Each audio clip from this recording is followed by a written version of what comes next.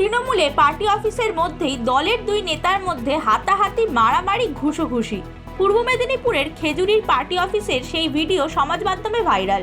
যদিও ভিডিওর সত্যতা যাচাই করেনি হিন্দুস্তান নিউজ পয়েন্ট।